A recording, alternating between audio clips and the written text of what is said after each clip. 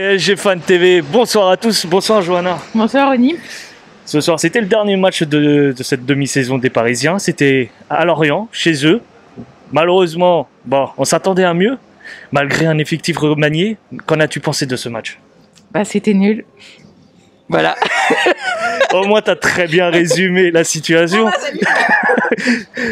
Mais si on revient un petit peu sur les joueurs, je sais que il y a beaucoup de joueurs qui vont être critiqués, qui sont condamnables aussi. Il faut pas le nier. Oh, mais là, il faudrait un after game là. Ah, clairement, si on doit rester longtemps, il va y avoir un after game. Mais qu'est-ce que je voulais dire sur nos attaquants? Voilà, manque de finition. Que clairement, beaucoup auront dit que s'il y avait une finition, le match aurait été autrement. Est-ce que tu partages cette sensation? Quand on voit les 0 tirs cadrés déjà à la première mi-temps, je vois qu'on a eu un tir cadré dans le match et manque de peau à l'exceptionnel du gardien. Ouais, c'est un petit peu normal qu'on peut dire qu'on faute à la finition, on est vraiment mauvais à la finition, sauf on a eu quand même un poteau. Je crois que c'est en première mi-temps on a eu le poteau. Mis à part ça, franchement, on voit des débuts d'occasion, on voit des joueurs qui ont fait quelques efforts, mais en fait, pourquoi tu as envie de te défoncer pour faire soi-disant une passe D, c'est derrière, elle part à 10 km au-dessus. Donc je pense à Di Maria par exemple, je pense à Icardi qui est notre renard des surfaces, que j'aurais bien aimé voir sortir. Déjà je comprends pas le changement, il fait rentrer un petit jeune là, je sais même plus c'est qui. Mais bon, ça aurait été plus judicieux de faire sortir Icardi et de faire rentrer un Simons, quitte à faire rentrer un Titi, fait un bon choix tactique. Après, bon, la sortie de Ramos sur carton rouge nous a pas aidé. Ouais. Après, je trouve que le deuxième jaune était un peu sévère. Donc du coup, on était en infériorité numérique face à un bus derrière.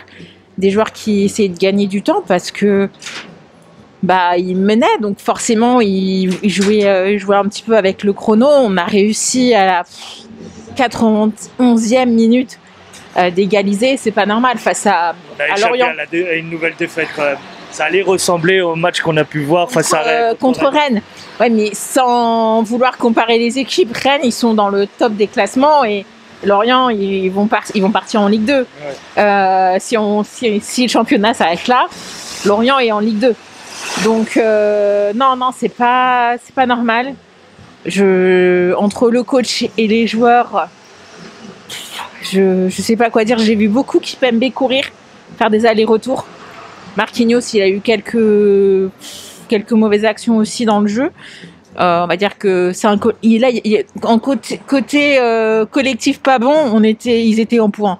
C'était tous au point, même des très bons joueurs. Je trouve qu'ils ont baissé justement en termes de qualité ce soir. Bon voilà, ces derniers matchs de la saison, c'est dommage qu'on finisse comme ça quoi. Oui, on reste tout de même, si on note une point positive, c'est qu'on reste premier du classement. Voilà. Mais malheureusement, dernier match. On savait bien avant le match, il n'y a pas de surprise. Comme dernier match, on s'attendait beaucoup mieux quand même. Et malheureusement, les joueurs nous ont pas donné, ils nous ont pas offert un beau cadeau. On verra les annonces du Paris Saint-Germain le 24 décembre, ouais, clairement. Comme l'année dernière. Je sais pas, peut-être qu'on aura une petite surprise. On verra. Un dernier mot pour terminer, Johanna. Bonne fête de fin d'année à tout le monde. Et puis en avance, bonne année. Une très bonne année 2022 avec beaucoup de bons matchs à regarder. Et puis, pour parler un peu des féminines, parce qu'on n'en parle pas assez, bonne chance aux féminines l'année prochaine aussi. On espère une Ligue des Champions pour elles et ça va être compliqué puisqu'on joue contre le Bayern. C'est noté. Passe de bonne fête, Johanna. Merci à toi. Merci, ciao.